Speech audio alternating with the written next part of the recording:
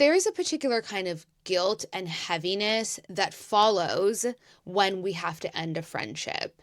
And sometimes you can even feel like a social pariah, like there must be something wrong with you. Like, why can't you keep it together? The thing is that at least in a romantic relationship breaking up, there's language for it, there's books for it, there's support groups for it. There is a culture that gives us a script and an identity to follow. Good morning, and welcome back to the Sage Sorority. I'm your host, Chantel, and if you are new here, welcome. This is the Sage Sorority, an online community and weekly podcast. This is a podcast for women who like a little bit more meat on their bones and a little bit more depth to their conversation. Every week we are here peeling back topics like womanhood, sisterhood, identity, dating, self-concept, and all the things we're thinking but we don't talk about enough. Your only dues are your ears, never your dignity. So welcome and welcome back to my loyal listeners.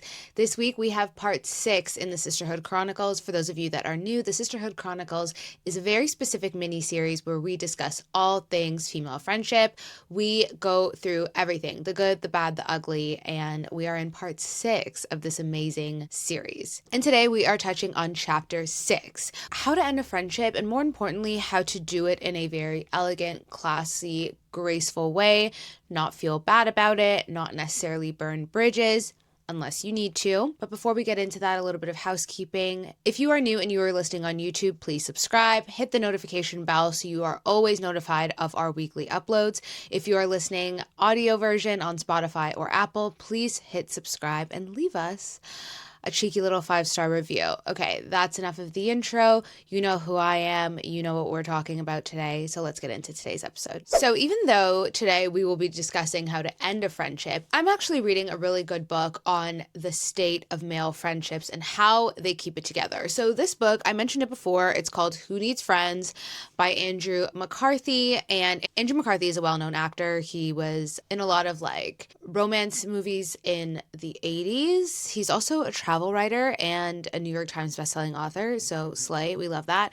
And Who Needs Friends is an unscientific examination of male friendship across America, and it's really cool because his son makes an offhand comment, and that kind of spurs the entire book. And he goes across the country talking to people about his friends, catching up with his old friends.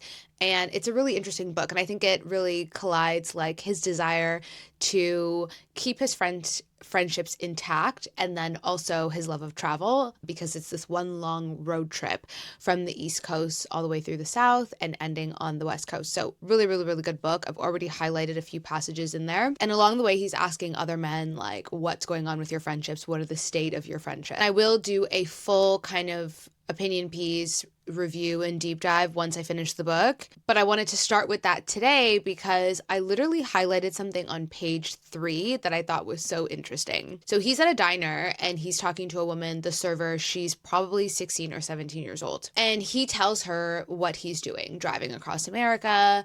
I've got my notes here with me, trying to figure out male friendship because it seems like a lot of guys just have a hard time with it. And he's like so confused. And she kind of looks at him and puts one hand on her hip and goes like, yeah, no shit. And I thought that exchange was so interesting, even though on face value it seems pretty simple.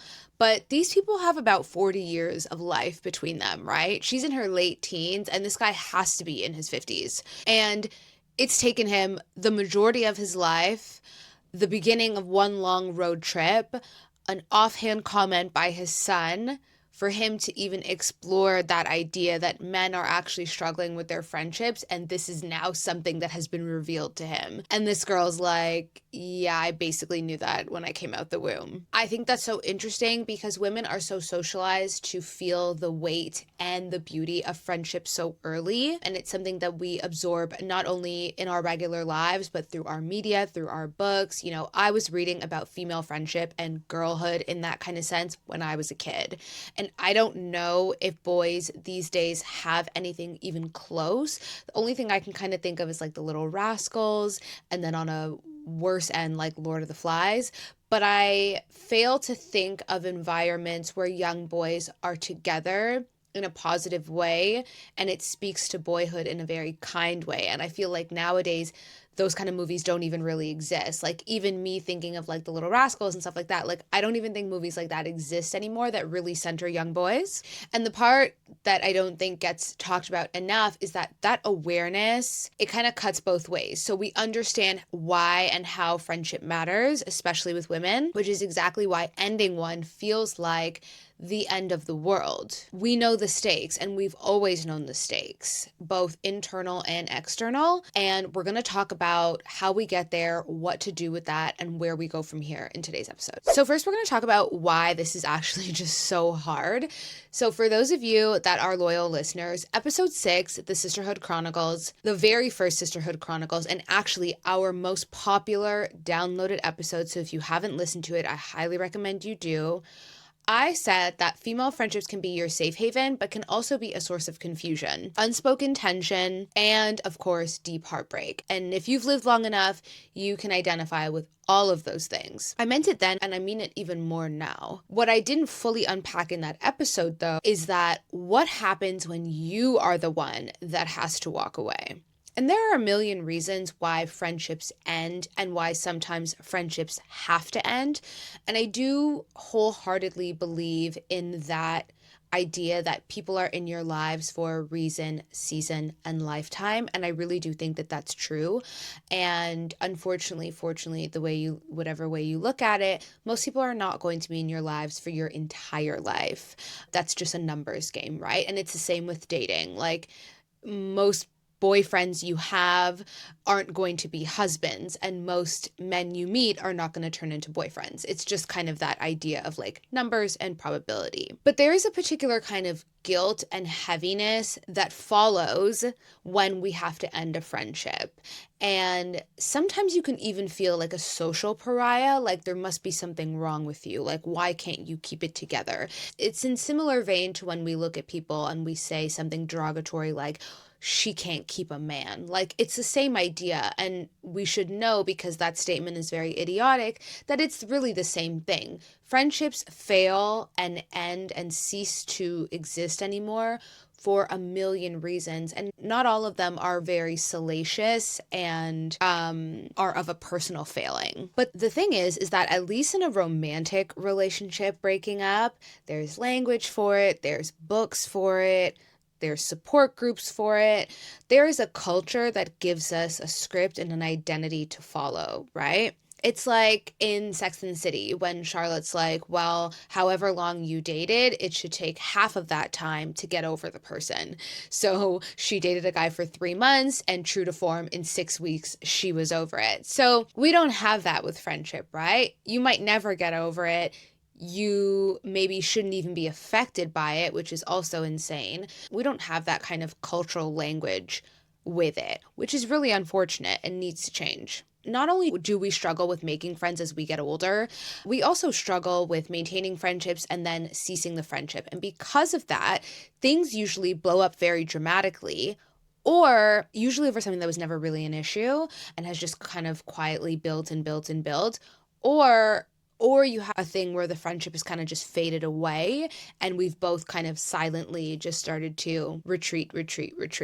I think of that meme of Homer Simpson just kind of going into the bushes. Like, it's just like bit by bit, we're just both doing that. Neither of those is particularly graceful, to be honest. And neither of them, I think, make you leave with the most clarity on the high end and maybe dignity on the low end. And this is what I've noticed with myself, and even in conversations with women that I trust, is that before we let a friendship go, we spend a lot of time looping it in our heads. And I think it's similar to relationships. I think everyone knows, and if you don't, let me be the first to tell you, that when a woman ends a relationship or even a marriage, a lot of the healing she's already done, a lot of the processing she's already done, versus I don't think the same is true for men. I think a lot of their processing and healing happens afterwards. But with friendship, we tend to cycle through a mental checklist over and over and over again. Am I being too sensitive? Am I being too rigid? Have I done enough? Am I a good friend? You might subsequently speak to other friends to get their perspective. Like, am I being crazy? Like, do I have high expectations? And I can speak to firsthand experience that, like, that is usually how I process things. I have a borderline maniacal point of view when it comes to checking and balancing myself. Like, I always want to make sure that I'm being fair, that I'm being equitable if the situation calls for it. I think I have a Libra moon, and I think it really shines in that moment. Like, I'm just like, things need to be right. The feeling of wanting things to be just is very strong, especially for me when it comes in friendship. And you know what? Let me not even talk too much, because I'm like, do I have a Libra moon or do I have a Libra rising? I always get them mixed up. I really shouldn't. I should know better than this. I have a Libra moon. I was correct. It's Scorpio rising. My bad, guys. My bad. And what does it say? I'm going to pull up on CoStar because I'm like, am I reaching? Like, does it even actually say that? Okay, so moon in Libra. So the moon rules your emotions, moods, and feelings. T. This is likely the sign you most think of yourself as, since it deeply reflects your personality when you're alone and deeply comfortable. Your moon is in Libra, meaning your emotional self is balanced, harmonious, sees both sides of every situation, indecisive, relationship oriented, and desperate to please. You can be a little self obsessed, but tend to hide your feelings and needs. It's in your 11th house, meaning you find security and safety through your friendships, social life, and social status. So some of that I would say is incorrect. I really don't identify myself as a Libra. I know I'm going on a tangent. I don't identify myself as a Libra. I really identify myself as a Capricorn because I've got like 5 planets in Cap, and it's just so me, so T, so me coded. I wouldn't say I'm desperate to please, but I do have some people pleaser tendencies that I have really actively gotten out of in my 30s and have worked to almost eradicate, God willing. I wouldn't say I'm indecisive. That's something I really pride myself on. I'm very good with decision making, and I truly believe that indecision is a decision. But it's something that I've had to get better at with time, and I think that's actually come from confidence more than anything else. I am relationship oriented when it comes to my friends, absolutely. I find safety through friendships, social life, social status, but also money, which is very Cap coded. But I would say I do try and look at both sides of things, but not in an annoying devil's advocate contrarian way.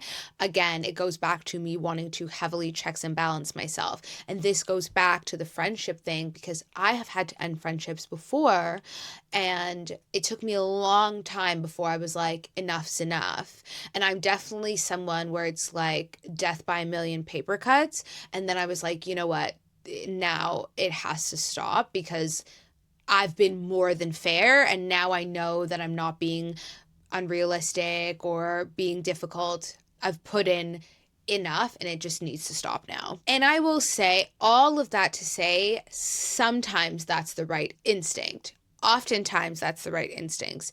Friendships do go through seasons. People do go through difficult periods where they're not their best selves. You're not always up. It's not always your moment. It's not always your time. It's not always your night. And I do think that's a mature way to look at it. I will say, though, you got to make sure you're in community and people that are mature enough to look at it that way for you. In my experience, not everyone is. And that has nothing to do with age. So don't let age cloud you in that respect. Grace is real, and grace is worth giving. I used to be friends with a girl, and she used to repeat very often, you know, I always want to give someone grace and space. And I thought it was so simple and very mature. And I will say that it is important. It is needed, especially if you want to have friends longer than 5 minutes. Very important, especially in our 30s when our lives are changing in such leaps and bounds in ways that they didn't in our 20s. But there is a version of that loop that is not a sense of maturity and generosity, and it's just a hard, cold stall. And you are convincing yourself that everything is good, everything is Gucci, and you need to stay where you're at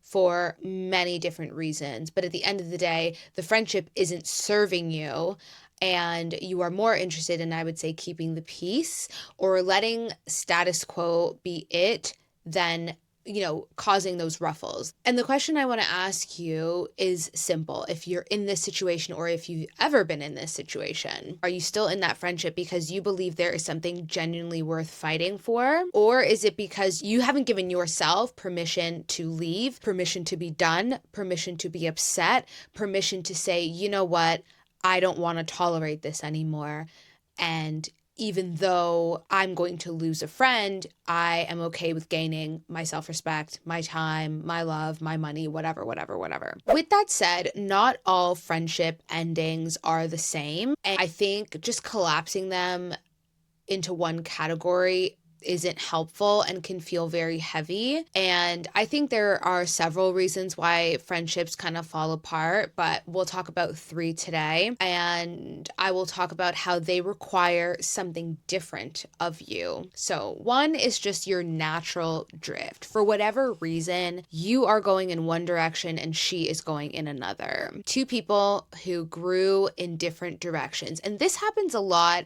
as Tink says, in the splinter era. So post-college, post-high school, things like that, right? Like, I'm going to this school, you're going to this school, and now we're going to have new friends at this school. There's no bad blood, there's no beef. We're just kind of going in different directions. A natural drift can also be if you guys became friends and got close through work and then one of you leave or both of you leave. That repetition and that rhythm and that proximity isn't there anymore. So there can be a natural drift if the friendship just doesn't have enough of a foundation to continue it on. This, I don't think, always needs a conversation. You absolutely can have one. However, I would add that you should only have one if you don't want the drift to continue and if you are prepared to do more than you've been doing in the past. But calling out a drift just to call out a drift is not helpful. It can put someone in a defensive position and it doesn't really solve anything. So that's my only asterisk to that. I think what you can do if you're okay with the drift, or maybe you're just too busy to even focus on that right now, is just accept it for what it is.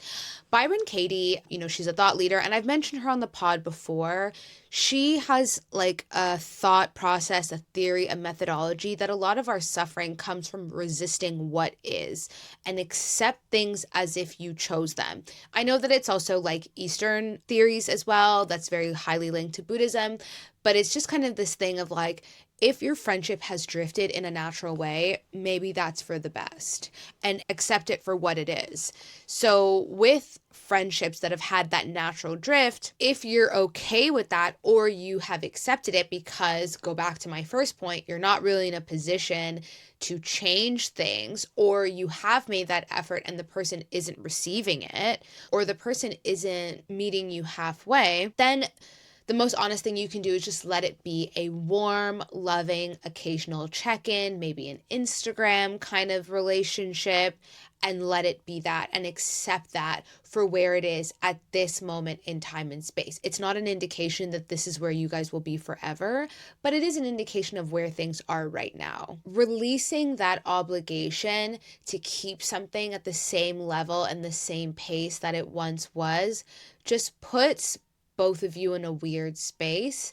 And I think accepting your relationship for where it is right now gives you both a lot more clarity. I hope I don't sound like monotone. Guys, allergies, hay fever, as the Brits call it, has truly been kicking my ass lately.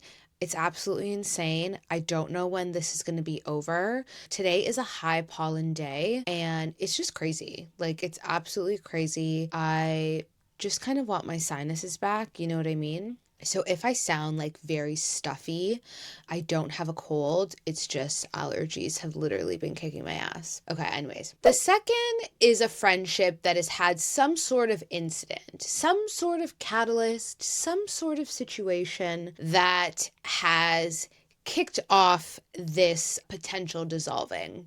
Now, I will say that I've experienced the first example, the natural drift. I've also experienced this example. And, a blind man can see which one is more dramatic. It's not great when there's an incident that has caused you to have your friendship in question. And I've been there. I have been there so recently as maybe 2 years ago. Yeah, I think, 2 years ago to the month. So I've been there. I also had a situation where an incident didn't end the friendship, but it kind of changed my perspective on the friendships. And I'm sure most women listening have been there. It could be a breach of trust, a moment that changed things. It could be a vacation fallout. I've also been there.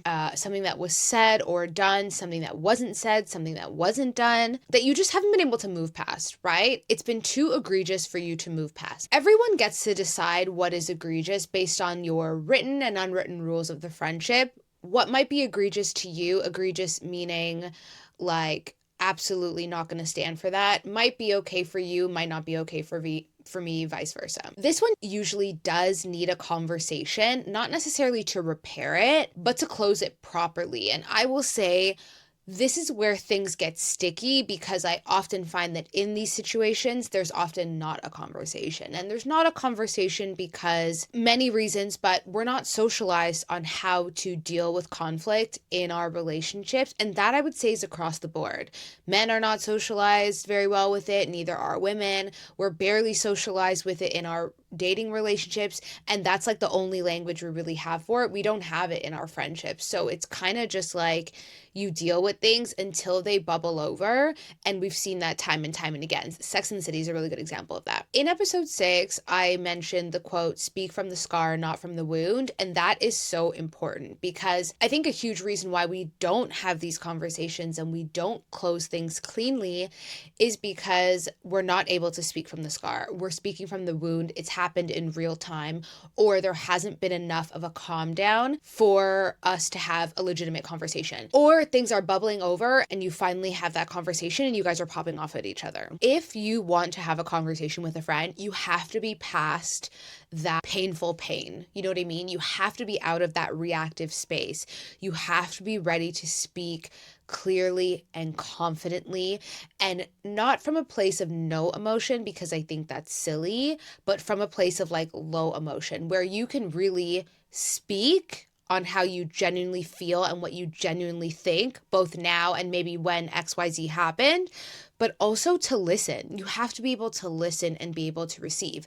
The issue that I think we get into is because how long can you wait between that moment, that incident, what was said, what wasn't said, what was done, what wasn't done, and a peaceful place to speak about it calmly, rationally, like adults? I'll be completely honest. Sometimes that gap is very wide for me. Sometimes it's not. Sometimes it has been. And that's all well and good, but what the hell do you do in the middle? You know what I mean? Do you avoid this person? Do you speak to them as if things are normal, but then wait until you're calm? Then that's not fair because that can send someone for a loop like, so all this time I thought we were good when we weren't. And that's really hard because when you have that conversation, you want to be as fair as possible and you want it to be as productive as possible. If you have brought yourself to a place where you can confidently have the conversation, you want it to be as beneficial as possible. And when you're speaking from the wound, when you're speaking from that bruise, when you're speaking from that tender place, the chances of things going left is very, very high. And then third is the friendship has run its course. This one I feel like can sometimes be a natural drift, but sometimes not. Sometimes it's a little bit more clear. Like maybe you guys were thick as thieves for a part of time in your life, and now like that time is over. I feel like a really good example of friendships that have run its course is like party friends. Like if you had like a party bestie, like, and that's what you guys did for 3 years, in and out, and then you get into a relationship or you decide to settle down and have a family or you get sober, and it's like that person is not bad and you are not good, and vice versa. It's just that the friendship has run its course because that basis of which you connected, like, doesn't really exist anymore. I think that sometimes this can be misunderstood because there's no villain. Like, there's no one wrong in this equation. You still love this person, you wish them well, and again, vice versa, but the friendship has no foundation for where you're going. And it can be hard to justify to yourself or even explain to others because on paper, nothing is wrong. It's just more of a feeling. And if you have that feeling, I definitely think you should trust it. I think for me, if I'm speaking about myself, because you guys know, friendship is like such a big part of my life and it's something that I care so deeply about. And I've actually always been this way. I think for me, I had a lot of new friends post COVID. So, most people would expect that I had a lot of new friends when I moved to London, but it actually took me quite some time to really find my footing in London from a friendship point of view. And I really didn't start, I moved to London I moved to London end of 2018, so in October. I didn't meet like my first new friend like on my own until 2019 spring. And it took me, I would say 2021 is when I started to meet like a bunch of new women. So that's 2018. In between that, I knew people and I had one good friend, but I didn't really start to meet like more women until 2021. And I can say that a lot of those women that I met at that time were not close anymore. We're not friends anymore. And it's truly because the friendship had ran its course. Like we were friends for a moment in time. And although it wasn't clearly stated that we are friends only for this moment in time, it just kind of ended up being like that. I think we were all in the city. We were all in our early 30s. We were all single. We were all dating. Like we were all on the same wavelength. Really different women, different life experiences, different careers, different industries, different childhood traumas, all that stuff. But we were really all on the same kind of time. Single, in our 30s, dating, and soaking up everything that post-COVID London had to offer. Splinter eras can come at any time, and sometimes your group kind of falls apart because this person has a baby, this person's now moving to Manchester, you and this person aren't really kicking off anymore, now the group is kind of fractured. So all of these things kind of happened, and I'm not really close with any of those women that I was close with back then. Totally fine and totally normal, in my opinion. The whole point of this is about when those things happen, how do you cease it in a clear, calm, graceful, and respectful way? And I want to lead with graceful doesn't mean painless. Like, that's not necessarily what that means. It can, but granted, if you cared enough and you care enough to have some sort of an exit, then there's going to be feelings involved. And it's not necessarily one where no one gets hurt. Everyone just has their dignity intact, and I would say like clarity. And I think this is what it can look like ideally in practice. It starts with being first and foremost honest with yourself. Like you have to know what it is that you want out of your friendships, or on a smaller scale, what is it that you want or don't want out of this particular friendship. Before you say anything to anyone, and I do err on the side of caution going to other friends to discuss this, especially if you guys are in the same group, it gets very messy unnecessarily, and I need you to put your big girl pants on, and I need you to think about things for yourself, first and foremost. Not necessarily the one incident or the list of grievances, the actual reason that this friendship no longer serves where you're at right now and or serves where you're trying to go, or reflects who you are and or reflects who you are becoming. Insert whatever makes sense for you, but those are really the general underbellies of a friendship no longer working. You don't necessarily need a case file, but at the same time, I'm not advocating for you to just drop people on a whim because you feel like it. You cannot be in community with people and you cannot have relationships if grace and space is something that you are unwilling to give at any time.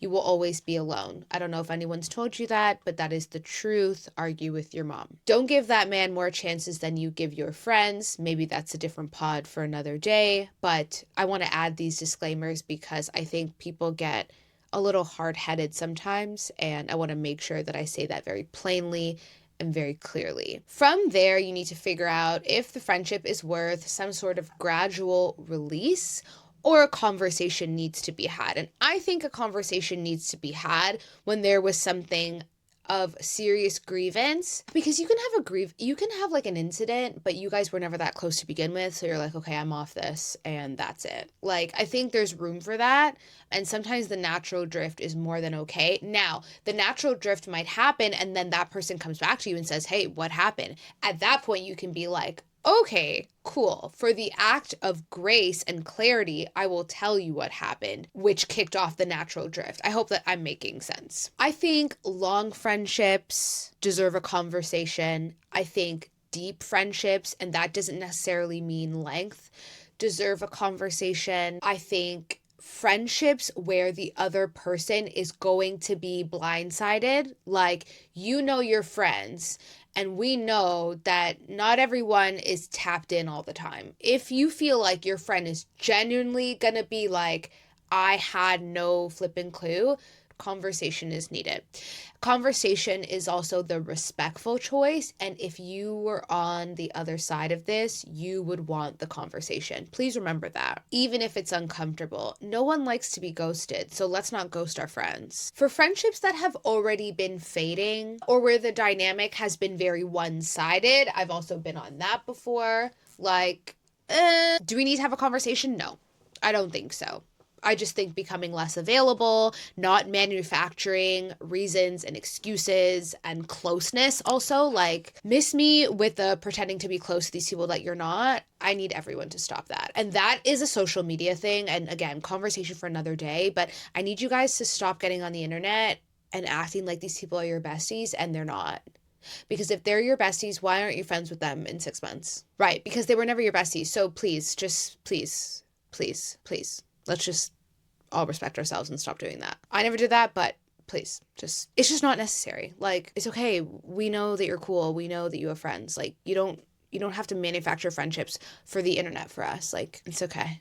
It's all right. Trust me. I promise you. I've been on the internet a long time. It's okay. Anyways, I'm going on a rant. I think like the closure and the peace of mind on both sides is more than fine. I don't think it needs necessarily a conversation. It can also catch the other person off guard because you're adding more fuel to the fire rather than like watering it down. So I think you'll know when it's like, I'm just going to take a step back. I can tell you're taking a step back and we're both kind of taking a step back together. No beef, no issue. You know, we're both on the same time. But what I want to push back on is the idea that you don't owe anyone an explanation. This individualism, this rah girl boss that we get from the internet, that's just fundamentally not true. We do owe each other things. Like, sorry, contrary to popular belief, unpopular opinion, we actually do owe each other things. And the deeper you're in community with someone, the more you owe them. Just like you owe a friend, if you're running late, to tell them that you're running late and to apologize for running late. And I speak to this as someone who's often late. You owe your friend an explanation if you've been on BS. Like, yeah, you do.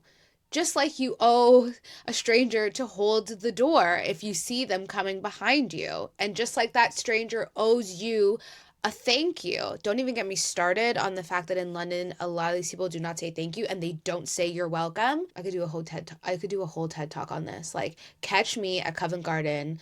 Is it Covent Garden where they have like Speaker's Corner? Oh my gosh, guys. I need to just get on there and be like, everyone needs to start saying you're welcome, and I'm sick of it. The Canadian in me is sick of it.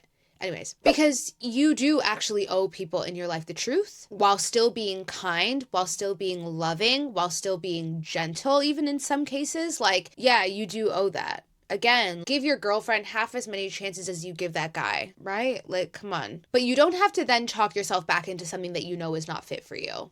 That's where I would draw the line. Honesty, clarity, fairness, gentleness, lovingness. It's not about just speaking your truth. It's about speaking your truth kindly, because there's a real person on the other end of that. You don't just get to go rogue and be like, well, I just spoke my truth. And as someone who has been on the end of a woman just speaking her truth when actually she was just kind of being a jerk and it was very painful, I don't advise that. And it just doesn't bode well for you. You're not eating like you think you are. Trust me, you're not. And like I said, you don't have to walk yourself back into a situation that is not for you just because the other person doesn't want it to end. Does that make sense? I hope so. So I know that this episode may seem like there's more questions than answers, and that's kind of intentional because I kind of want to lead you to the water depending on what's going on in your life right now with your friendships, and if this is even relevant to you now, or it might have been relevant to you in the past. So obviously, this is part 6 of the Sisterhood Chronicles, and I'm going to try and do a little prescription and through line so you guys know, because this is where I pull what we've built from the Sisterhood Chronicles, and you're able to kind of like connect the dots in the through line. So in episode 25, the friendship audit, I asked you to identify who in your life was draining versus who is nourishing, right? If you did that honestly, and if you need to go back and giving you all the resources, babe, go back. You probably already knew then what friendships were on borrowed time. Like it's very clear. You check in with your intuition, you check in with your brain, and bada boom, bada bing, you have an answer. In episode 44, we talked about friendship fatigue, right? The exhaustion of showing up, doing the things, being the type A, this conversation about I'm just type B, like type B's got to pull their weight in their own way, right? For friendships and people that are just not meeting you halfway.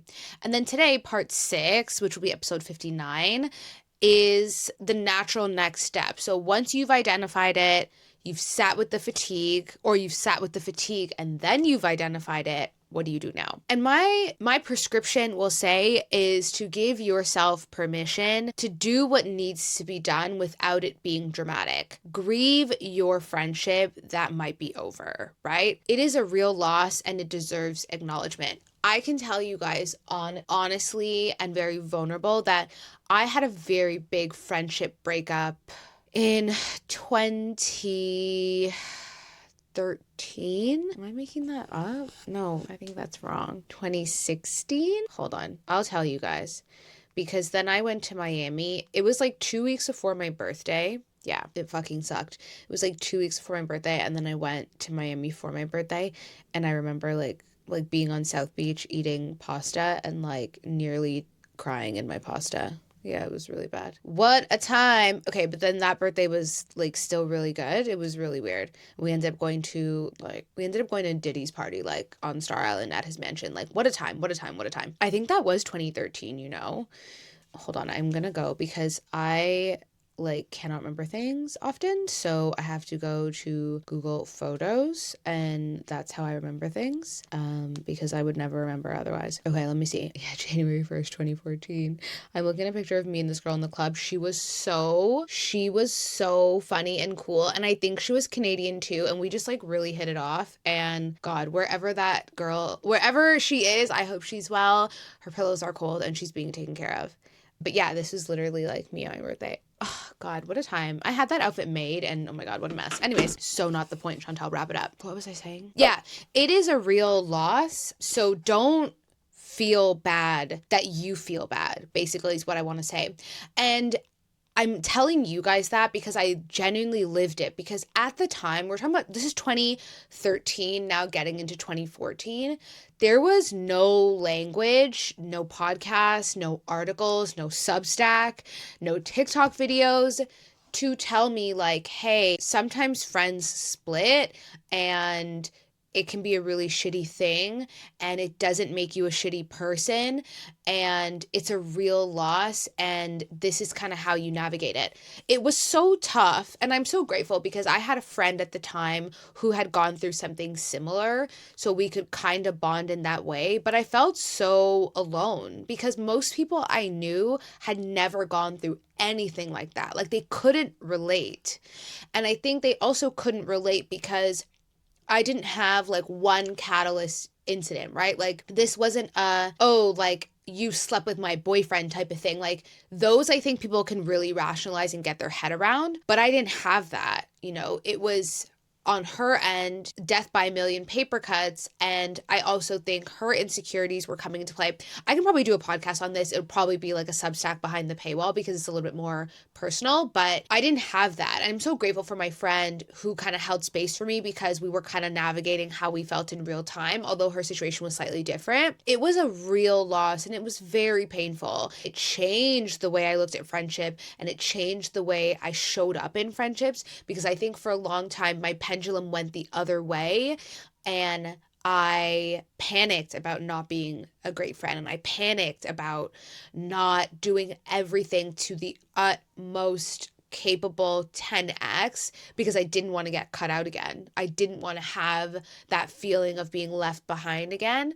And obviously, because that's not the way the world works, that also came to bite me in my ass, like subsequently, like maybe like 2 years later. So I say all that to say, feel the feels and don't suppress them, because it's a real relationship, it's a real severing, and it's a real loss.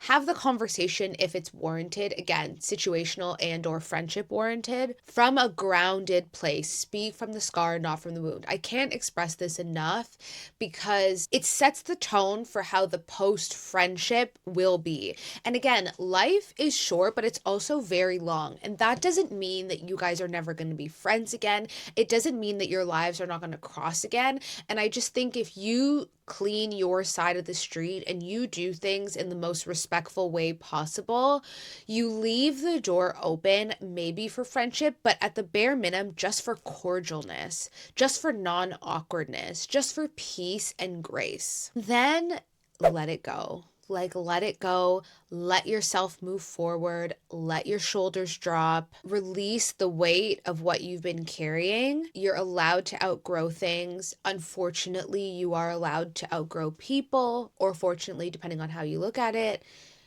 And it's not a character flaw, and others are allowed to outgrow you. Not everyone and everything is a match forever and ever and ever. Amen. Like, sometimes things really do come to a point where the relationship has to change, has to adjust, or has to separate completely. If you are navigating this, I am giving you lots of hugs and big love, because I know it's tough. It's tough no matter which way you slice it. But if you operate with empathy, with kindness, and with grace, you will always come out on top. The most important thing is that you're 50% in this situation. You navigate that well and you do it to the best of your ability. You can't control how someone else is going to react and how someone else is going to feel and what someone else is going to say, but you can do your damnedest to make sure that you are showing up in the best way possible. So that's today's episode. I know, kind of a heavy one, but I hope that it's helpful and I hope that it resonates with someone out there. Reach out and touch a neighbor. If you grew up in church, you know what that's about. And I would love to hear from you guys. Like, have you ever had to end a friendship? Have you ever had someone end a friendship with you, either directly or indirectly? Did you handle it badly? Did you handle it well? DM me on Instagram at the Sage Sorority or at Chantel Russo. I'm always on there. You can follow us also on TikTok at the Sage Sorority, at Chantel Russo as well. Subscribe to our Substack. All these links are in the show notes. I've been throwing up regular essays. Definitely read my thoughts and perspectives. I spent 24 hours in Miami, my favorite big girl city, and I wrote about my time and my feelings being there after not being there in several years. So definitely go and check that article out. Again, all the links are in the show notes. If this episode resonated and you liked it at all, the best absolute thing you can do is share it with a friend. Share it on your stories, share it to a friend in DMs or on WhatsApp and be like, hey girl, I think you'd really like this. That is the best way to show some love to the show.